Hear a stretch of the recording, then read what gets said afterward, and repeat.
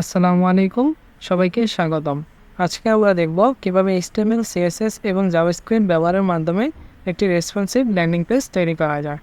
এখানে একটি landing page রয়েছে, যার একটি হেডার সেকশন রয়েছে, একটি হিডার সেকশন রয়েছে। যখন আমি এই ওয়েবসাইটটির সাইজটি কমিয়ে মোবাইল সাইজে নিয়ে যাই, তখন ওয়েবসাইটটি রেসপন্সিভ হয়ে যায় এবং এখানে মেনু হাইড হয়ে গিয়ে একটি মেনু আইকন শো করে। যখন মেনু আইকনটিতে ক্লিক করার সাথে সাথে মেনু বারটি চলে আসে, আবার ক্লিক করার সাথে সাথে মেনু বারটি চলে যায়। আজকে আমরা এই রেসপন্সিভ ওয়েবসাইটটি তৈরি করব। তাহলে প্রথমে VS কোডে যাই। VS কোডে একটি index.html বা একটি স্ট্যান্ডার্ড CSS ফাইল নিয়েছি এবং একটি ইমেজেস ফোল্ডার নিয়েছি, যেখানে দুটো ইমেজ নিয়েছি।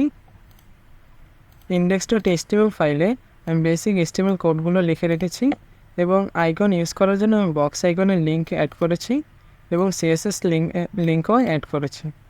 স্ট্যান্ডার্ড CSS ফাইলে আমি বেসিক CSS কোডগুলো অ্যাড করেছি এবং আমি গুগল ফন্টের লিঙ্ক ইউজ করেছি। প্রথমে আমি index.html ফাইলে HTML কোডগুলো লিখি। প্রথমে আমি একটি কন্টেনার ক্লাস নিই, তার ভিতর হেডার সেকশনের জন্য একটি হেডার ট্যাগ নিই এবং লোগো অ্যাড করার জন্য একটি লোগো ক্লাস নিই এবং এর ভেতর আমি একটি h2 ট্যাগ নিই। তারপর একটি স্পেন ট্যাগ নিই। স্পেন ট্যাগ নিয়েছি কারণ আমি এই ল্যাব টেক্সটিকে একটি আলাদা কালার দিতে চাই। তারপর আমি লোগো ক্লাসের বাইরে গিয়ে আমি লিঙ্কগুলো অ্যাড করার জন্য একটি ন্যাপ ট্যাগ নিই, তারপর একটি URL, তারপর একটি li এবং a ট্যাগ নিই। তারপর আমি li ও a ট্যাগটিকে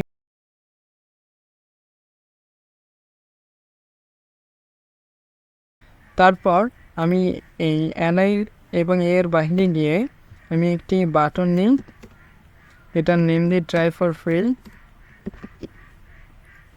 তারপর আমি ন্যাভের বাইরে গিয়ে একটি মেনু ক্লাস নিই, কারণ যখন আমরা আমাদের ওয়েবসাইটটা মোবাইল ভার্সনে যাবে তখন যেন একটি মেনু আইকন দেখা যায়, এই কারণে একটি মেনু ক্লাস নিয়েছি। তাহলে প্রথমে কোডটাকে রান করি। এই যে HTML কোডগুলো দেখা যাচ্ছে, HTML আমি যা অ্যাড করেছি এখানে সবগুলো দেখা যাচ্ছে। এখন আমি আইকন ইউজ করার জন্য আমি boxicon.com-এ যাই। boxicons.com থেকে আমি একটি মেনু আইকন নিই, আমি এই আইকনটি নিই, এখান থেকে ফন্ট থেকে কপি করি, তারপর মেনু ক্লাসে পেস্ট করি। এখন সেভ দিই। সেভ দিলে এই যে আইকনটি দেখা যাচ্ছে। এখন আমি হিরো সেকশনের জন্য HTML কোড লিখি। হেডার সেকশনের কাজ শেষ। প্রথমে আমি একটি হিরো ক্লাস নিই, তার ভেতরে আমি একটি লেফট নামের ক্লাস নিই এবং এখানে আমি একটি h1 ট্যাগ নিই এবং h1-এ আমি একটি হেডিংয়ের জন্য একটি টেক্সট এখানে লিখে রেখেছি, এখান থেকে কপি করি, h1-এ পেস্ট করি এবং p ট্যাগের জন্য আমি এখানে কিছু টেক্সট লিখে রেখেছি, এগুলো কপি করি, p ট্যাগে পেস্ট করি।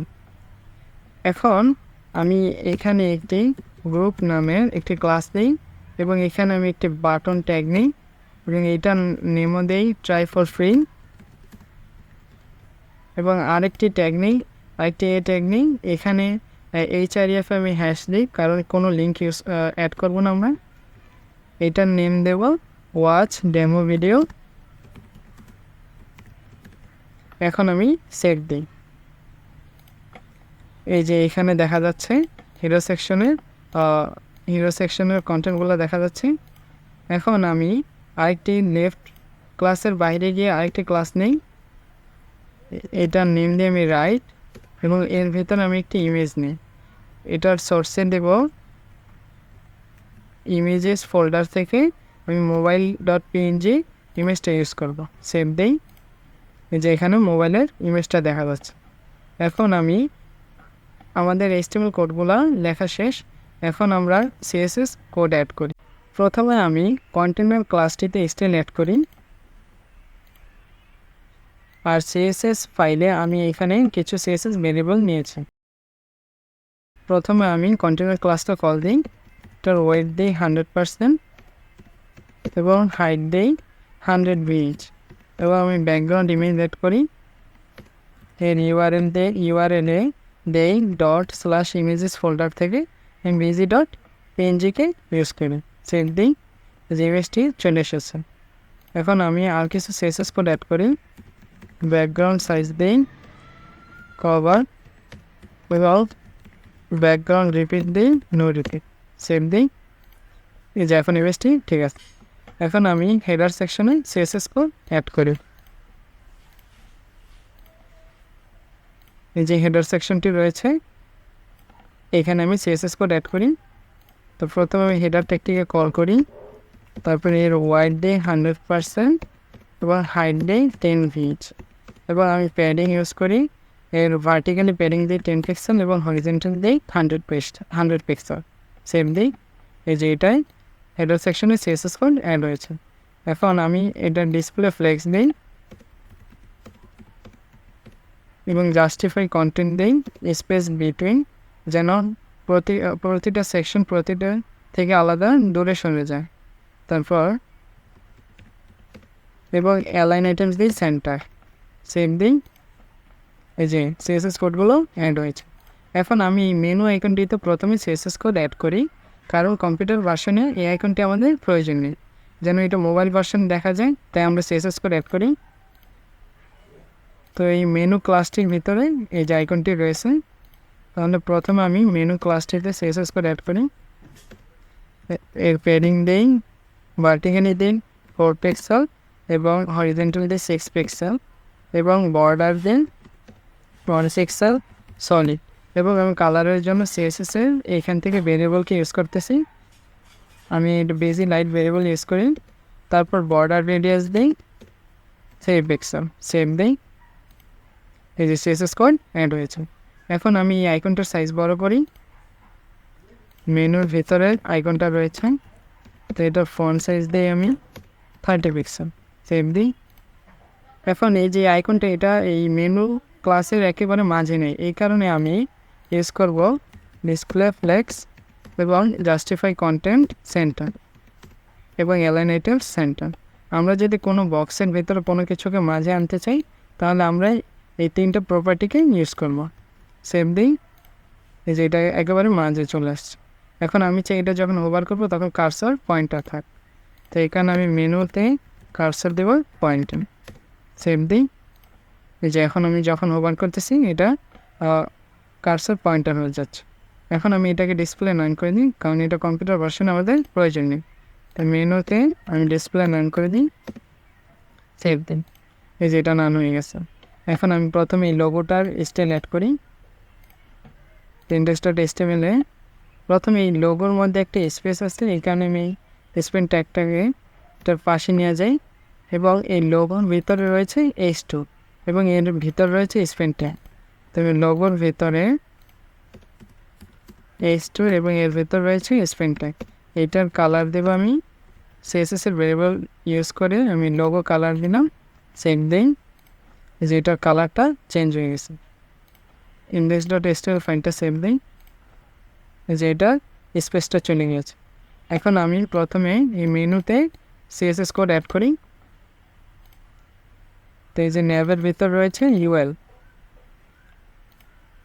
তো ন্যাবের ভিতর রয়েছে ইউএল, এটার আমি ডিসপ্লে দিই ফ্লেক্স এবং প্রতিটার দিন একটা গ্যাপ থাকে, এখানে গ্যাপ দিই 30%, যে গ্যাপ নিয়ে ফেলছে।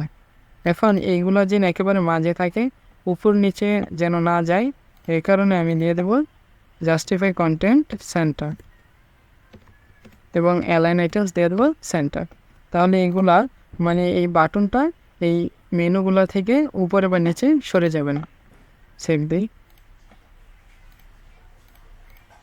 তো এখন আমি এই নেভের ভিতরে ইউএল এবং এলআইতে স্টাইল অ্যাড করি। আমি নেক্সট স্টাইল দেব নান, যে লিস্ট স্টাইল নান হয়ে গেছে। এখন আমি এইটাকে স্টাইল অ্যাড করি ল্যাব ইউএল অনলাইন ওয়েট। এইটাকে আমি টেক্সট ডেকোরেশন করে দেবো নান এবং ফন্ট সাইজ করে দেব 16 পিক্সেল এবং এর ফন্ট ওয়াইড করে দেবো 500। সেম দিই, এই যে এটা ফন্টের স্টাইল চেঞ্জ হয়ে গেছে। এখন আমি ফন্টের কালারটা চেঞ্জ করি। ফন্টের কালারটা আমি দিই, এটা ভেরিয়েবল থেকে ইউজ করি, এটার কালার দিয়ে আমি টেক্সট কালার সেম দিই। এই যে স্টাইল অ্যাড হয়েছে। এখন আমি বাটনটি দিয়ে স্টাইল অ্যাড করি। তো এই ন্যাবের ইউএলের ভিতরে বাটনটা রয়েছে। তো প্রথমে কল করি ন্যাব ইউএল, তারপর বাটা। এইটার প্যাডিং দেবো আমি, হরিজেন্টাল দেবো আমি 10 পিক্সেল, ভার্টিক্যালি দেবো 10 পিক্সেল এবং হরিজেন্টালি দেবো আমি 20 পিক্সেল। এবং ব্যাকগ্রাউন্ড কালার অ্যাড করি। এখান থেকে আমি বিটিএন কালারের ভেরিয়েবলটা ইউজ করলাম, সেট দিই, যে স্টাইল অ্যাড হয়েছে। এখন আমি এটার বর্ডারটা রান করি এবং টেক্সটের কালার চেঞ্জ করি। বর্ডার রান করে দিই এবং বর্ডার রেডিয়াস দিই 25 পিক্সেল এবং কালার দিই হোয়াইট। সেভ দিই, এই যে এটার স্টাইল চেঞ্জ হয়ে গেছে। এখন এটার ফন্টের সাইজটা আমি বড় করি। ফন্টের সাইজ দিই 18 পিক্সেল এবং ফন্ট ওয়াইড দিই 500। সেভ দিই, ফন্টের সাইজটা আমি আরেকটু কমিয়ে দিই, এটা দিই 16 পিক্সেল এবং এটার কার্সর দিই আমি পয়েন্টার। সেভ দিই, এখন ঠিক আছে। এখন হেডার সেকশনের সকল স্টাইল অ্যাড শেষ হয়ে গেল। এখন আমি হিরো সেকশনে স্টাইল অ্যাড করি। তাহলে প্রথমে আমি লেফট সাইডে স্টাইল অ্যাড করি।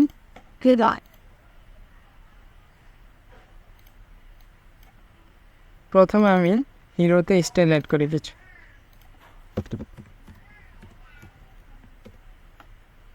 হিরোকে কল করি, এর ওয়াইড দিয়ে আমি 100% এবং হাইট দিই 90 VH, কারণ আমরা হেডার সেকশনে হাইট দিয়েছি 10 VH। এবং এর প্যাডিং দিই ভার্টিক্যালি দিই 20 পিক্সেল এবং হরিজেন্টালি 100 পিক্সেল, কারণ আমরা হেডার সেকশনও হরিজেন্টালি 100 পিক্সেল দিয়েছি। সেভ দিই, এই যে প্যাডিং নিয়েছে সাইড দিয়ে। এখন আমরা লেফট সেকশনে কিছু সিএসএস কোড অ্যাড করি। এই যে লেফট ক্লাসটি রয়েছে,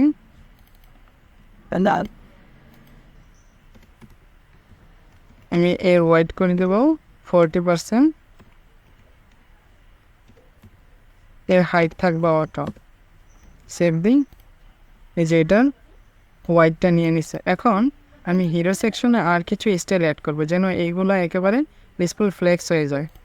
তো হিরো সেকশনে আমি ডিসপ্লে দিই ফ্লেক্স এবং জাস্টিফাই কন্টেন্ট দেবো স্পেস বিটুইন এবং অ্যালাইন আইটেমস দেবো সেন্টার। সেভ দিই, এই যে এইগুলো একেবারে একে অপর থেকে দূরে সরে গেছে।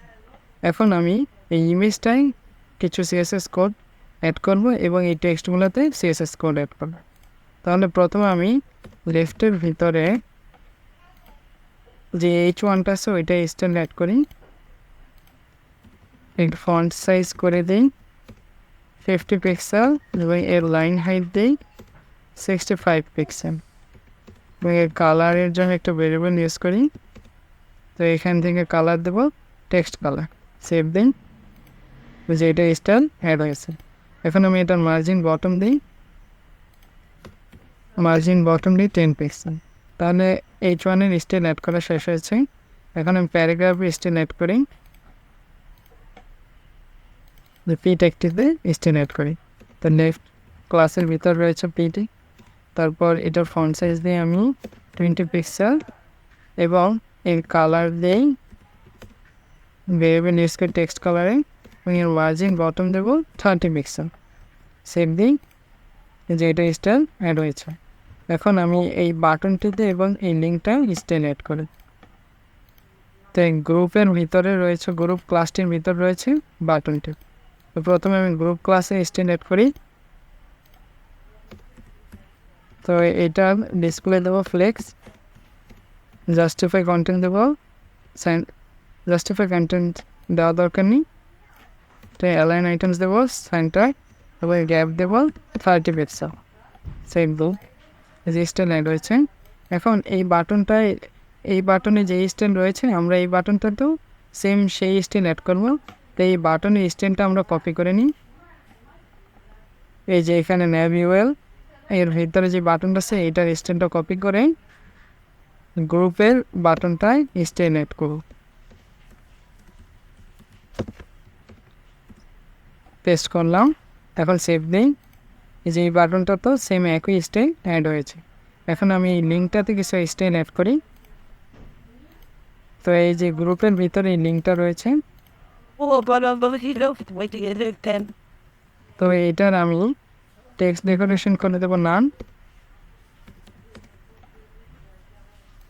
এই যে আন্ডারলাইনটা চলে গিয়েছে। এখন আমি চাই হোভার করার ফলে যেন আন্ডারলাইনটা আসে। তো এখানে গ্রুপ এ যখন হোভার করব, হোভার করার সাথে সাথে টেক্সট ডেকোরেশন আন্ডারলাইন এসে পারবে। এখন আমাদের এই যে যখন আমি হোভার করতেছি আন্ডারলাইনটা চলে আসে। এখন আমাদের লেফট সাইডে স্টাইল অ্যাড হয়েছে। এখন আমি রাইট সাইডে ইমেজটায় সিএসএস কোড অ্যাড করি। তো এই যে রাইটের ভিতরে একটি ইমেজ রয়েছে রাইট ক্লাসে। তো প্রথমে আমি রাইট ক্লাস কল দিই, তারপর আমি এইটা পরে সিএসএস কোড অ্যাড করি। তো প্রথমে আমি রাইটের ভিতরে যে ইমেজটা আছে ওইটা স্টাইল অ্যাড করি, হোয়াইট দিই 100%।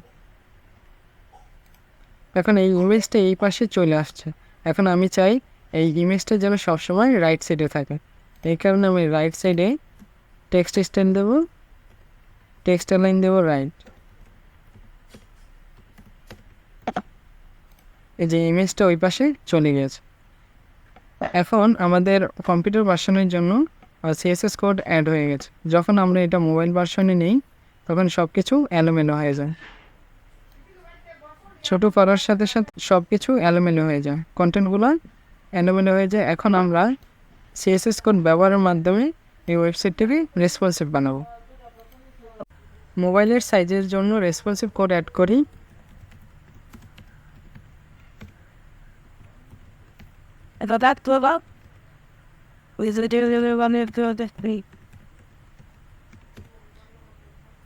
এখন প্রথমে আমি কন্টেন্টের ক্লাসে রেসপন্সিভ কোড অ্যাড করি। কন্টেন্টের ক্লাসে আগে হাইট ছিল 100 পেজ, এখন আমি এটার হাইট করে দেব অটো, কারণ এটার কন্টেন্ট অনুযায়ী যেন মোবাইল ভার্সনে এটার হাইট অটো নিয়ে নেয়। তারপরে আমি এই হেডার সেকশনে স্টাইল অ্যাড করি। এটার হাইট ওয়াইজ একই থাকবে, এটার সাথে আমি প্যাডিং চেঞ্জ করে দিই। ভার্টিক্যাল থাকবে 10 পিক্সেল এবং হরিজন্টালি আমি দেবো 50 পিক্সেল। আগে হেডার সেকশনে প্যাডিং হরিজন্টাল ছিল 100 পিক্সেল, এখন এটাকে আমি হরিজন্টালি 50 পিক্সেল করে সেভ দিই। যে প্যাডিং চেঞ্জ হয়ে গেছে। এখন আমি এই যে মেনুগুলো আছে, লিঙ্কগুলো আছে ন্যাভ ট্যাগের ভিতরে, এই ন্যাভ ট্যাগটাকে আমি ডিসপ্লে নান করে দিই, কারণ এখন এটা আমার এখানে দরকার নেই।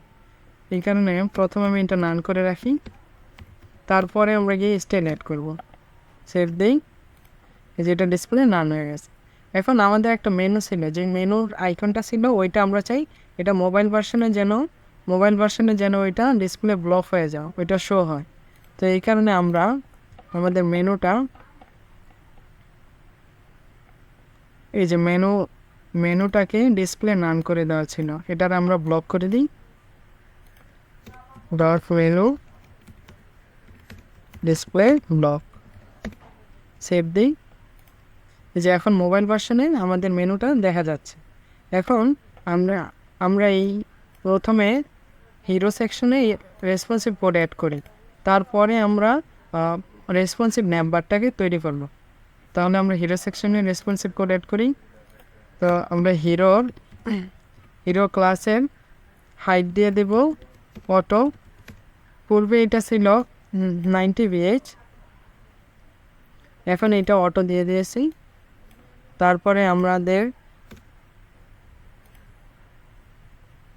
এটা ফ্লেক্স ডিরেকশন দিয়ে দেব কলাম, এবং আমি চাই এই ইমেজটা যেন উপরে চলে যায়, এই কারণে ফ্লেক্স ডিরেকশন দিয়ে দেব কলাম রিভার্স। সেভ দিই। এই যে এটা এখন অনেকটা রেসপন্সিভ হয়ে গিয়েছে। এখন আমি আমাদের যেই রাইট সাইডের যে লেফট সাইডের যেই কন্টেন্টগুলো ছিল ওইটার হাইট লেফট সাইডের ওয়াইট দিয়েছিলাম 40%, ওইটার আমরা চেঞ্জ করে দিই। যে লেফট সাইডের ওয়াইট দিয়েছিলাম 40%, এটা আমরা 100% করে দিই।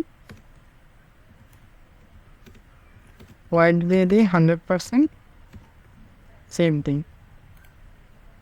এই যে ওয়াইট 100% নিয়েছে, কিন্তু এটার সাইডের প্যাডিংটা ছিল হিরো সেকশনের প্যাডিং আমরা 100 পিক্সেল দেওয়া ছিল হরিজেন্টাল, এটা আমরা চেঞ্জ করে দিই। এটার প্যাডিং দিই ভার্টিক্যালি দিই 20 পিক্সেল এবং হরিজেন্টাল দিই 50 পিক্সেল, এখন সেভ দিই। এই যে এটা প্যাডিং সাইড দিয়ে কমে গিয়েছে। এখন আমরা প্রথমে এই ইমেজটাতে রেসপন্সিভ কোড অ্যাড করি। তো রাইট সাইডে আমরা ইমেজটা যেন সবসময় সেন্টার থাকে, তাই এটা দেবো টেক্সট লাইন সেন্টার, এবং রাইট সাইডের ইমেজটার হোয়াইট দিয়ে আমরা এটার হোয়াইট দেবো আমরা 60%, সেভ দিই। যে এটার হোয়াইট নিয়েছে 60%।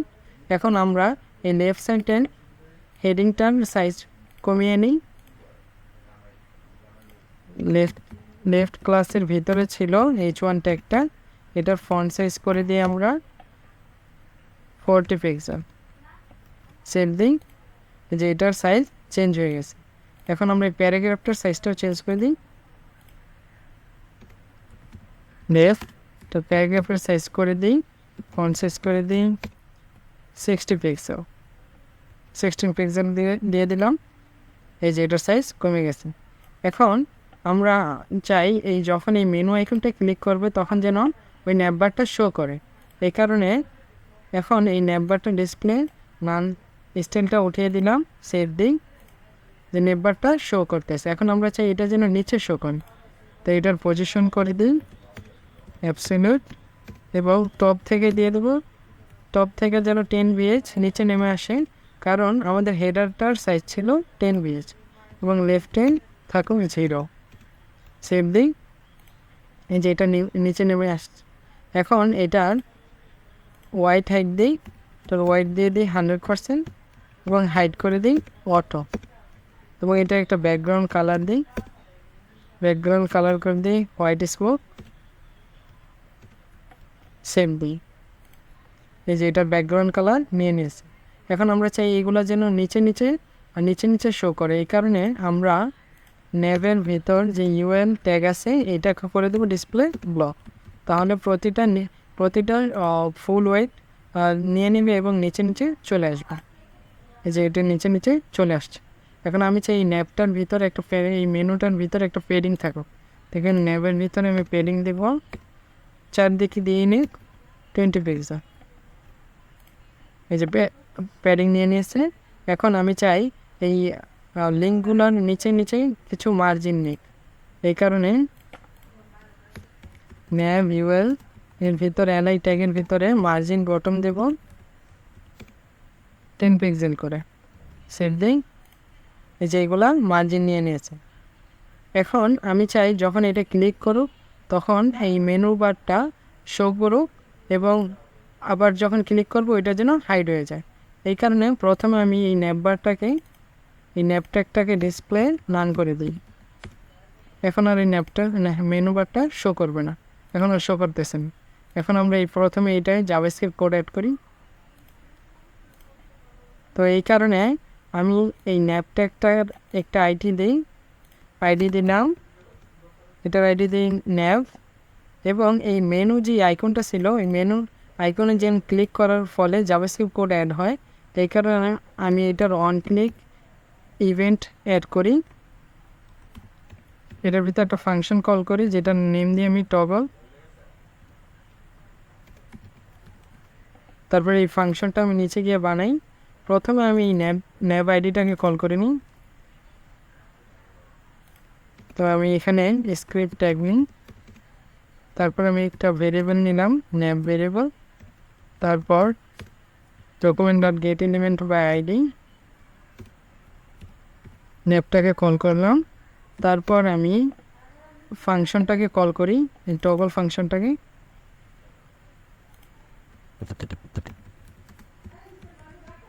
তারপর আমি চাই যখন এই বাটনটা এই মেনুটায় ক্লিক করবে তখন যেন এই টগল ফাংশনটা কল হয় এবং কল হওয়ার সাথে সাথে এই ন্যাবে যেন একটা স্টেন অ্যাড হয়।